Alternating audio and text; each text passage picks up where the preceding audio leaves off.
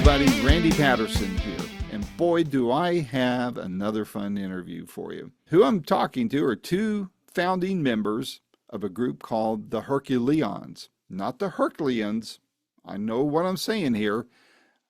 It is pronounced HercuLeons, and for a very specific reason. The only way you're going to find out is to listen to this interview. The duo is made up of Andrea Zonn and John Cowan. Andrea, you may know if you're really deep into knowing who's who in the musical zoo of different people. She's a very well-known, sought-after, and accomplished violinist or fiddler if you're in country music. And she has played for the likes of Vince Gill, Lyle Lovett, and for a very long time with the great James Taylor. James Cowan, he's a bass player, started out in bluegrass and wound up with a little band you might have heard of. I'm not sure. They're called the Doobie Brothers. Yeah, Rock and Roll Hall of Famer Doobie Brothers. And he's a bass player. In fact, it was with the Doobs that I met him about 10 years ago after his show, and have a picture here of he and I together, just fun little thing. And we hadn't talked since. And so it wasn't like we were close friends or anything afterwards. But we had a fun talking about this new project of theirs, which, they've done some touring. They've been around the country some, but they're still getting their names out there known. If you're around the Nashville area a lot, they're very well known there. And these people, I think, are going to be around for a very long time in their own right because of how great their sound is. You'll definitely want to check out their new album. Please buy it. Don't just stream it. Please buy it. That's how we support our musicians. And while you're listening to this interview, as I always ask, would you please hit like? And if you're not already a subscriber, please hit subscribe, because it won't cost you anything, but it helps us out a lot, and we want to be helped. We need the help. So without any further ado, here is my first of what I hope are many more interviews to come with Andrea Zonn and John Cowan of the HercuLeons. Until next time, this is Randy Patterson with Boomerosity. Take care. Okay. Gotcha. All right. I was hooked up to an external something in my basement. So you're very popular in my basement. Oh, well, send checks to XYZ address. So Exactly. now you're showing off today, because yesterday about this time it was Andrea and I talking, and you weren't on here. Now she's not on here. So She's on her there way. she is. There Yep, she is. I see her now. Yeah. So There's Andrea Zonn. yeah, we've heard about her. Hey, Good there she morning. is. How you doing? Great, doing great. We got us a group here now. So Oh my God. Who knew? We thought it John, crazy. I was telling Andrea yesterday that you and I met after a Doobie's concert in Knoxville here. I live about an hour east of there, but we met. You were coming out the stage door. I was leaving, and my cousin snapped a quick pic of us. We got to see at the Tennessee Theater back before you guys started hitting the arenas again. I mean, gosh, it seems like next time I was going to see you guys, you were like at the Bridgestone, and then I forget where all else is around the whole time of the Hall of Fame stuff that was going on. So Yeah, that was pre-pandemic as well as I remember. yeah, when I when think you're we right. met in the Tennessee Theater. So where do you live now? I live in Sevierville. I'm a couple miles up the road from Dollywood, of all places. That little country singer that's up and coming. Oh, that So, girl. that girl. Yeah. So So how's Tony Lawson doing? I don't know Tony, so I don't know. Okay, never mind So then. it seems like I've heard the name. It's not the guy that owns a restaurant, is it? No, he's at WDBX in Knoxville. Oh, okay. I got you. Yeah, I listen to so little radio because of all the streaming I got to do and listen to and all that. Radio's kind of fading, unfortunately. But Oh, it is, isn't it? but So, well, hey, I appreciate you guys taking the time to talk to me and being willing Thank you to for do the rescheduling. reschedule. So Thank it you for was, rescheduling. Working oh, is, that's the and excuse my pleasure's. voice today. You've been I'm yelling at fighting too the many crud. interviewers. But you look good. You look good. So, What the heck? Thank you, John. I so did my hair twice in a row. Oh my God. I'm excited about this new music you guys are cranking out. I kind of put it out on my personal social media, and I have some family there in Nashville, and when I posted that I was going to be talking to you guys, they're like, "Oh my gosh, we love the HercuLeons," and mentioned you both by name and all that. My cousins they want me to tell you hi, of course, but they're big fans of this effort you guys are doing together, as well as the work you do with your respective groups. So Trisha and Glenna tells you hi. They're both my cousins. Hi, So Tricia and Gwyneth. Hi, Trisha and Glenna. Thanks. That's so nice. so tell before we get into the group itself. I know who you are, but I want viewers who will see this when this posts. I'd like for them to hear from you who each of you are. So, Andrea, ladies first. Well, I'm Andrea Zonn, and I sing and play the fiddle, usually with a better voice, I hope, than this. Um, and I've been in Nashville since 1986, playing a lot of bluegrass and then a lot of country and a lot of pop and folk music. And I worked with Vince Gill for a long time. I worked with Lyle Lovett for a long time. I've been working with James Taylor for 23 years now. Do you think that'll work out? Well, I'm trying to keep the Touch and job. go. I don't know. But over the years John and I have been friends and I've loved everything he's done. And so it was sort of natural for us to dig in a little bit and do something together. Well, cool. John? Yeah. Yes. The man, the movie, the legend. Okay, so I am a bass player first and a singer first. So they kind of occupy equal spaces in my musical life. I grew up in Kentucky playing music, though I'd never heard bluegrass. Strangely enough, I lived in Louisville, maybe because I lived in an urban part of the state. Yeah. Um, but I went to see a band called Newgrass Revival in about 1973. And they looked like me, except they played mandolins and banjos and fiddles and very well. And that band was called the Newgrass Revival. And then I found myself about a little over a year later, on the phone with this guy named Sam Bush, who had gotten my phone number from a mutual friend, Ken Smith, in Bowling Green, and asked me if I wanted to. I was living in Louisville at the time, working at a car wash, and I got this call from Sam, and Sam asked me if would be willing to drive down to Western Kentucky and audition for their band. And I said, "Well, sure."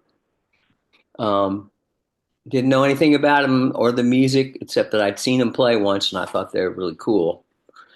And Mhm. that started my career in music. I joined in October 1974. I was with the Newgrass Revival till we broke up. In our last official show was on New Year's Eve 1990, where we opened for the Grateful Dead and Bonnie Raitt at the Oakland Coliseum. Wow. So that was a nice big way to go out for us. Um, I've pursued my own career doing newgrass music as an adult ever since then.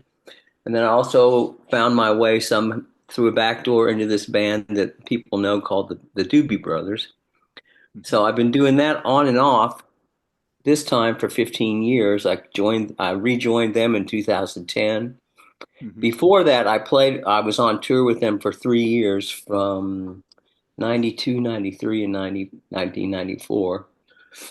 But I've just done millions of things over the years. And Everybody wants to sing I, with John. That's why. yeah, and I became aware of Andrea, I'm going to guess in 88, perhaps. Did you ever see us Hollywood. live? I saw you guys live a ton. I saw one of your last shows at the Cannery. That was the official last show, That yeah. was the official last show. I saw you guys tons over the years. Yeah. Yeah. So I met her and I knew of her. Really, my connection to Andrea initially was through Alison Krauss because they had grown up Wow. fiddling We were together. together. And I met Allison and Victor Krauss and their mom and dad when Allison was probably 13.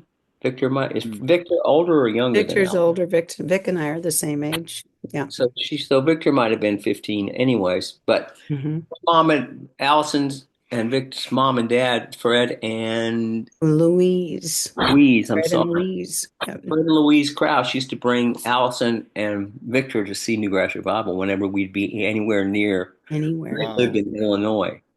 So Mhm. that was my connection to Andrea.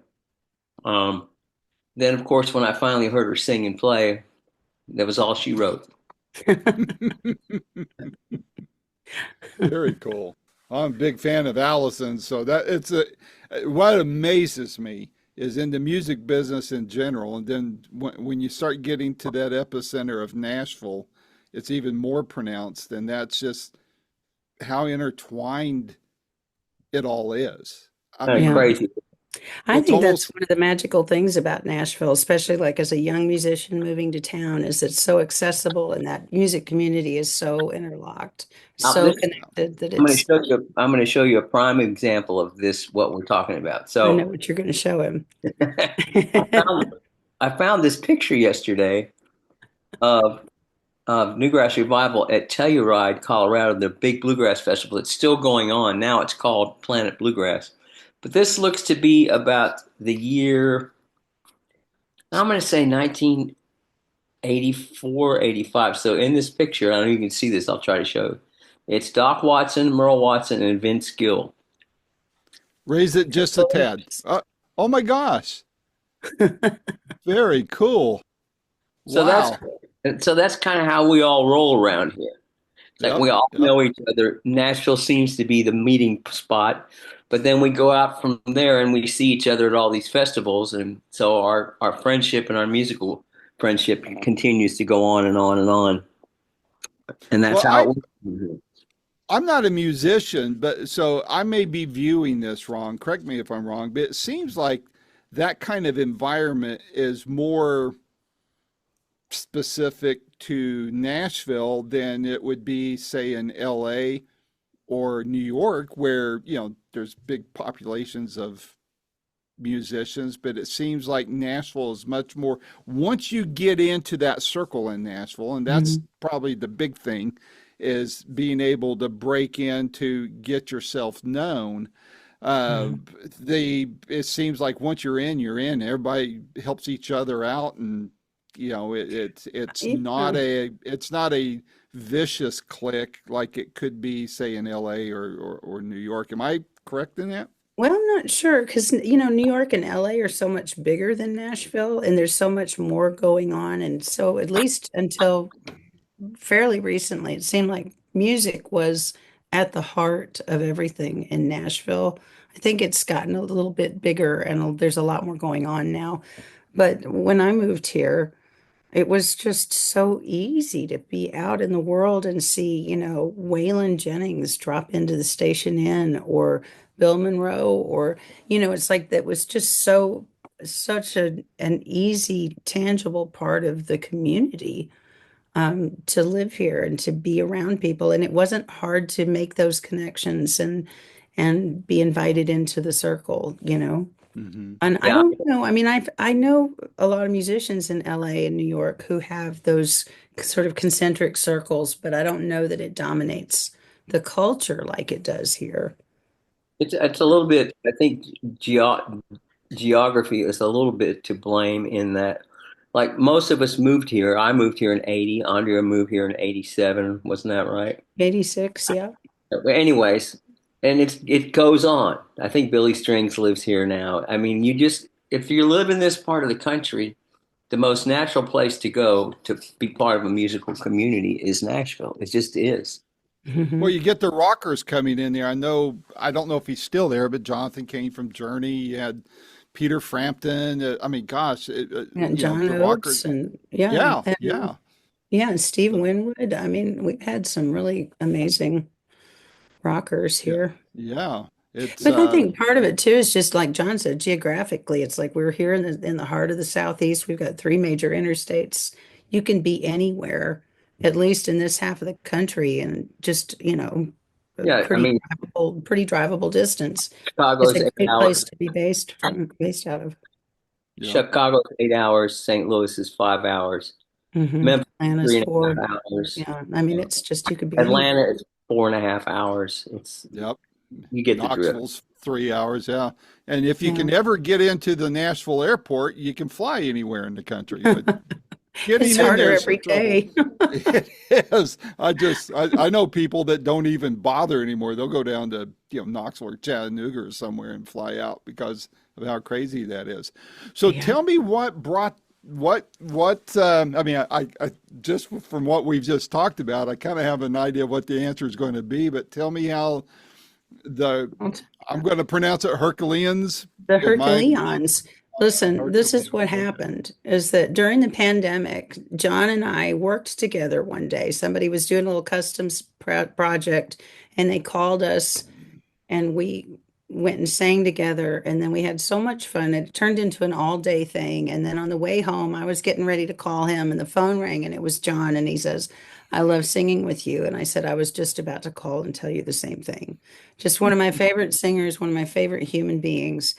And we just decided that we could make this because, the touring industry, everything completely shut down during the pandemic. So for me, it was a Hmm. week before I was supposed to leave with James. We were going to be gone for the entire summer, and all of like the bottom fell out for everybody.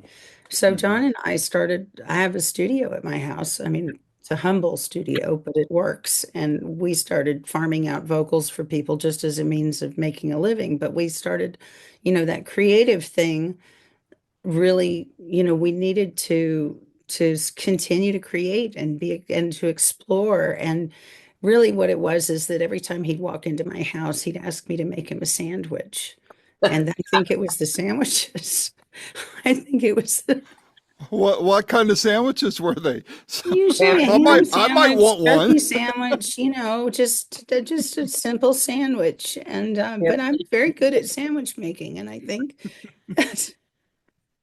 That's the first I've heard. This sandwiches and music. So, I have a teenager, and so I felt like I had two oh, teenagers. I was like, okay, you're hungry. so let Okay, me pick up from here what happens go next. ahead. So it's pandemic, and we start getting together. I would come over to Andrea's house, and we had found this one song that we both thought we should record together. John found That it. started this whole thing. And then we decided we should do Facebook Live shows like a lot of people were doing at that point because it was revenue. Hmm. Make 200 or 300 bucks. And keeping our chops up. We needed Yeah. yeah. we needed to play. So Andre and I assembled a band of these young bluegrass, newgrass hotshots. Being one of them being Seth Taylor on the acoustic guitar, another one being Ashby Frank on the mandolin and vocals, And and Matt Menifee. Menifee on the banjo. And I'm not leaving anybody out. And then you and I. No, it was us. And it was those guys are And ridiculously talented. the way the name came about is someone was asking me about this new band that I had, and I said, "Well, they're all young guns, but their talents are Herculean." Is the Mm. term Herculean is, which is we know what that means. It's their talent was exceptional and exploding, Oh, and then we somebody asked me within that same short period of time, what should we call the band? And I thought, well, I have a very deep connection to Leon Russell. I I was have a I connection worked to for it, him but I for love it. 3 years, and that Newgrass was his band for 3 years, 78, 79, 1980, and then Leon and I, our friendship continued all the way up to when he passed. I actually went out to eat with him 6 days before he passed away, so that was a real Oh, shocker. wow. We knew he was not in great health, but we didn't think that was going to happen. But I don't want to get waylaid, but so that's why we decided to call the band the HercuLeons. A little tip. Uh, Cute little play Well, on we words. also just in terms of the songs that we were gravitating towards and went even deeper in that direction. They're not straight up bluegrass at all. No. We've got a real broad range, and Hmm. that hat tip to Leon kind of it gives some kind of an indication that we're going to go down some windy roads, musically speaking, Hmm. which we do. People have asked what, everybody wants to know what is your music? And it's like, oh God. But, but Andrea came up with a good term, which I thought was we were Appalachian soul music. That makes So there sense. you I have it. like that. Yeah, yeah. Mhm. John, with your work with Leon, did you ever cross paths with AJ Croce at all? No, I No. wish. He's an amazing understated talent, I think. He's fabulous. I He love his really work. is. We Yeah. have a we have a dear friend, James Pennebaker, that plays in his band. So Yeah. we know all about AJ, and he's a great pianist, great songwriter, great singer. I love him. Puts on Hmm. a great show too. I saw him. I interviewed him when he was doing Croce Does Croce, and wow, that show was stunning, to say the least. But his own work it stands on its own as He's well, very, very gifted. in my Yeah. opinion. So with the band members, I mean, so you guys have your own schedule. You've Hmm. got these other Herculeons there that are making names for themselves. How's Right. this working out to be able to do gigs and stuff with every? I mean, because I mean, this Well, is not there's unique to you guys because everybody that's a musician seems to have three or four other projects that they're working on. So well, how there's does this work for you guys?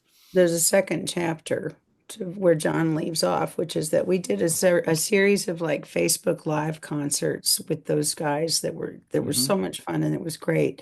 But when we started coming out of the pandemic, or I guess it was earlier than that, but we realized that if we wanted to continue doing something, those guys are young and they're all committed to other projects. And John and I were in this different kind of a space where we both have these ongoing sort of legacy gigs, um, but our schedules kind of align in broad strokes anyway. And we just, there was sort of a natural departure at that point where we knew that Seth and Matt and Ashby were committed elsewhere when things kind of started picking back up. And John and I said, well, let's see what we can do. And so we I excuse think me, what happened is we've decided to focus on consciously. Let's make a record. let's make a record. Let's not worry about because honestly, we couldn't even get those guys anymore. They were so busy with Yeah, they're all. so busy with all their stuff. We'd pick up the phone and go, "Hey, you want to go play somewhere in 6 weeks at blah blah blah?" So, I'm sorry, I can't they'd be visit. like, "I'm already booked." So we Good decided. problem to have. So we decided consciously, let's make a record, and then Mhm. that's how we brought Wendy Wallman into the picture. And then that's Right. a whole nother, the tide turns once again. Hmm. So Yeah. we we worked really hard. How many songs did we have? We had Oh, 30 but we had songs. 30 something songs. We were culling, I mean, we were like collecting songs and then trying to wean it down to, We streamline it would, into. if we didn't write them, then we would look for songs that we thought would fit us, um, musically speaking, and then we might make demos of them. Like Hmm. little cassette demos, literally, over at Andrea's house, and we would sing song. I remember us doing it. We put a lot of work on this Jackson Brown song. On this Jackson Brown song, the two of us did, and we Good. did great, and it was Oh really, my God, we made my husband play piano. but it didn't see the light of day. No, and it's not because it wasn't a fabulous idea. It was just, we were just finding our way forward and really trying to find things that lent themselves to the two of our voices and trying to find all the depth and breadth of, making an interesting record. And we started with one song that's on the record that we're both very proud of, and it's called "Barbed Wire Voice." It was written by Susan Warner. And so Mhm. how this record started was I played it for Andrea. She was like, "Yeah." The first time I heard this song, I was driving, and it was being done by Claire Lynch, right? Hmm. It It was was a done in a bluegrass bluegrass. song. It was done in a bluegrass style, but the lyrics were so pointed that I literally pulled my car over and I thought, am I hearing what I'm hearing? Is this story being told that's so amazing? Am I really hearing it? So I Shazammed it on my phone, found out it was Claire Lynch, went back and found her version. Then I played that for Andrea. Then we decided, let's try to do our version of this song, completely different than Claire's. What could we Then do? we brought in Wendy Waldman. We said, here's this song, Wendy, who lives in LA, is a Mhm. famous producer, singer, songwriter. You take it from there, Andrea. Well, we sent it to Wendy. Well, we got on the phone with Wendy and we were like, listen to this. And she was like, yeah, I hear it. And we're like, okay, what could we do to expand it and really like bring that lyric out? And we decided to slow it down and turn it into this sort of epic. I mean, it's what is it, 7 minutes long? It's Yeah, like the track is crazy. And we turned it into this big orchestrated, it's like an epic event. I don't know. probably But play Wendy it kind with of his fans. Wendy disappeared into her little magic kingdom for, I don't know, a few days, and then sent us this. She said, here, this is what I've started. And we were like, well, okay.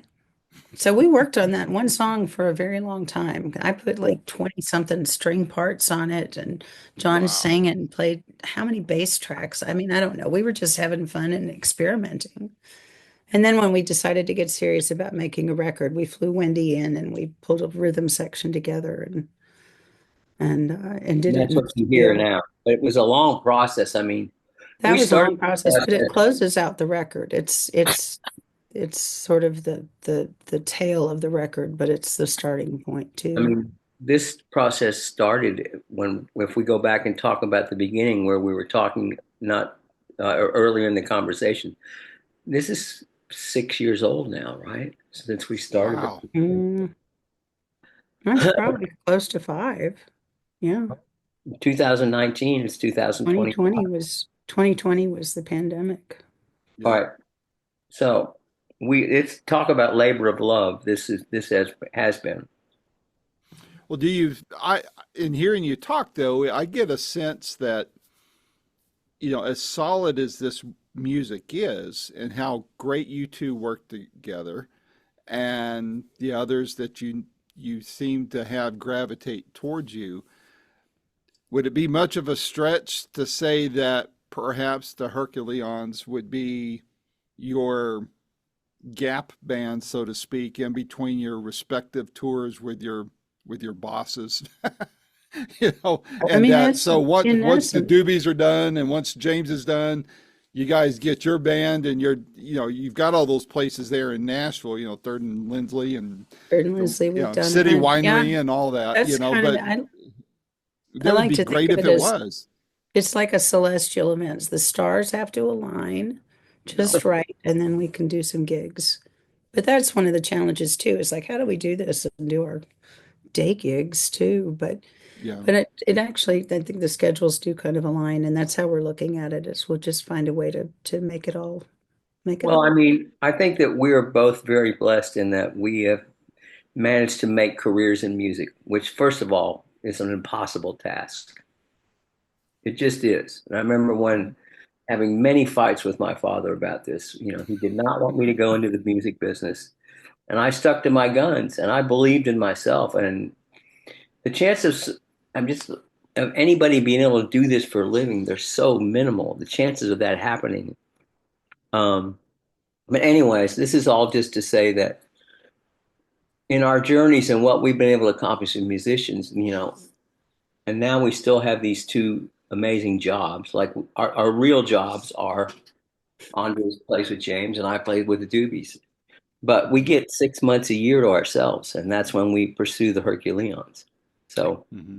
Those I great mean, gigs allow us the hobby of being yeah. artists and right. But it kind of, I mean, look at Charlie Watts when he was alive. I mean, he did the Stones so he could Right. underwrite his jazz work that never Right. paid. So, That's but that's right. in all seriousness, though, I think this is the kind of music. I mean, Americana has, I mean, which would probably be the overarching umbrella over, the Absolutely. category. I mean, this has been Americana's been going strong for. quite a few years now, and it Mhm. doesn't show any signs of wavering.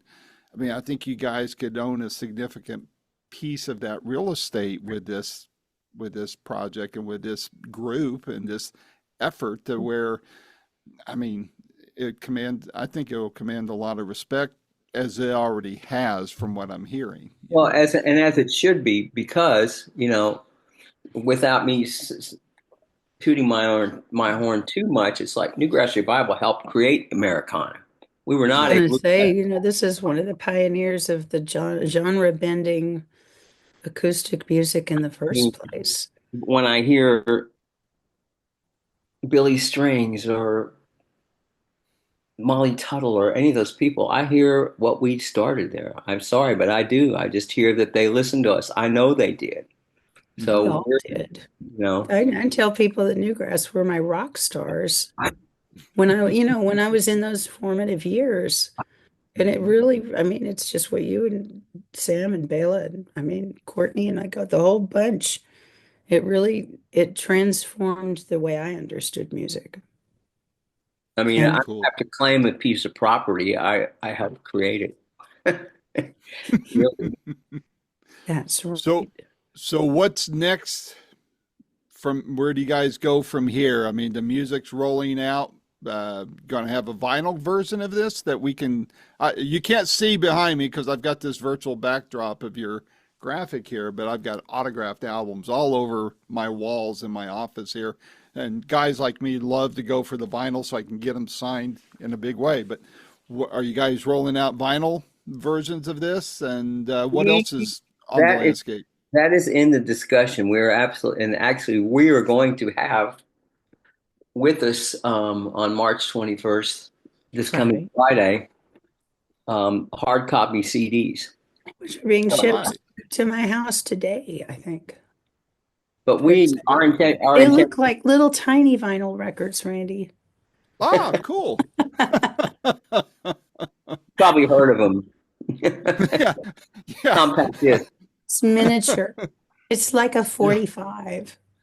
I'm convinced the only reason why vinyl's coming back is because we can finally have liner notes we can read again for old guys like me, Oh right? my So, God. It couldn't be because it sounds so good. Because well, good. that, And but I spent my formative years as a musician like this with the album because most of the albums were double albums. At least whether it was a double album, there was always a cover that you could pull back, right, right. like you Hmm. talked about. I was just the biggest germ as anybody else. I knew who produced it, what studio they did it, who played what on what song, who wrote the song. Wrote. Like that was part of my pedigree as a musician to find out all that stuff. Well, see, I was the same way, except I didn't play any instruments. I mean, I dinked on guitar and piano, but I don't play, right? And so to me, reading those things, I mean, getting a new record was an event. I mean, I couldn't afford a lot of records as a kid. I But grew it up in was, Phoenix, and so, I had to go out and work at the grocery store and all that kind of stuff, pay my own gas, all that. But man, when I got an album, it was a big deal. And I devoured those liner notes, man. And so I'm right there with. That's the reason why I guess I remember some of the things that I do. But That's making me I'm flashing back to when I first discovered James Taylor's first record, Fire that had Fire and Rain on it. It was just like I knew that Russ Kunkel played drums, and I knew that Charles Larky played the bass, and I knew that it's like I knew things that other people don't give a shit about. I really well, cared I, about. well, I went a little bit different. I also knew who was dating who. For instance, I mean, I know that Chris O'Dell and James knew each other way back before James was ever discovered. And because she was working with Peter Asher and the guys, with the Beatles and all that kind of stuff. And she even talks about James in her book. But so all that kind of stuff. I mean, I got off on all that dynamic there. But this, what you guys are doing, man, I love it. I just, if I was a betting man, I'd put a lot of money on betting that 5 years from now, there's going to be a lot more music from you guys through this avenue, and I'm crazy about it. So I'm looking here's, forward to. thanks, I, Randy. I really want to see more of you guys, and hopefully I can get to one of your shows preferably together, but even individually, be able to. John, I need another picture with you. It's been 10 years since the last one, so. We're overdue. And you have, if you don't have my contact info, I'll give it to you in a minute. And you're always welcome anywhere that I am. All right. Well, I appreciate that. And I mean, I want to support you guys, especially this effort, but anything else you have going on, please let me know. I mean, I'm not Rolling Stone magazine, thank God, but I do have my part, and I have a global following, so I like getting the word out and turning people on to music they might not hear about. So, but I'll give you guys my contact. My email address is simple. It's Randy, RANDY, at boomerosity.com. It's Boomero City is what some people call it. And I'm sure I've interviewed some people you guys know on there. I'm approaching 600 interviews since I've launched this thing. So I kind of like doing it. So is that with a C or an S? Think Boomer O City, but all one word, no hyphens or nothing. It's Boomerosity. I made the word up. It means the essence of being a baby boomer. Perfect. So, I got you. I wrote it down. All right, cool.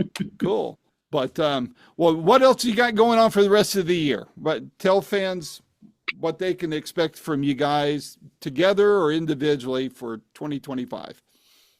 Well, touring season's coming up for us. We start at the end of April rehearsing, and I think we'll be on the west side of the States for the first part of the year and work our way east. Same with me. And that's what's kind of nice about our schedules, Andrea's and my schedule, in that we both go to work for our real jobs at the same time every year, which means we're always off at the same time. And that's when we do HercuLeons stuff. So I'm going to do the same thing, which is be gone all summer, being a Doobie. And then mid-September, early October, something like that, everything will clear out again. Although I think we have some mutual time off in the middle of the summer too. So maybe we'll do something. We're supposed to play the Grand Ole Opry. We are. One of these days. Make our HercuLeons Opry debut. That'll be fun. Oh, fantastic. Yeah, we're just gonna set this little baby out in the world this week and see what happens.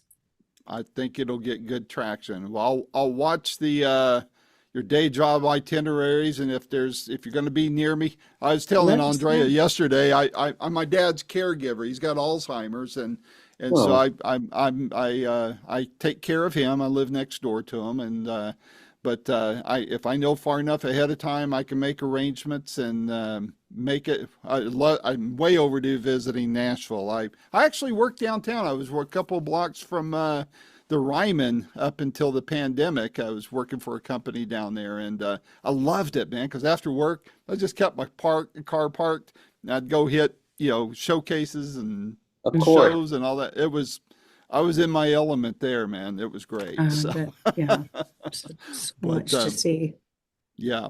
Well, let's stay in touch. Let me know if I can ever be of any help. And John, drop me a note, and we'll and Andrea, if you want to too, let's just stay in touch and let me know how I can help, and I'll do my part to. I'm going to send you an email as soon as we sign off. Okay. Thank you so much for having us, Randy. Well, thank you for joining me. Stay safe, stay healthy. Andrea, get that voice back, and we'll talk to you guys again soon. Kick the crud. Bye, Randy. Take care. Bye-bye. Take care. Bye. This has been another stellar episode of Boomerosity with your host, producer, and friend, Randy Patterson. The theme music is Roll the Dice by our good friend Quentin Hope, and all rights reserved and used by permission, of course. Post-production is done by Cardinal Sins Productions. The Boomerosity name, logo, and content is copyright protected, so all segments may only be used with written consent by Boomerosity and/or its assignees. You should direct your inquiries to input@boomerosity.com, and the copyright is 2025.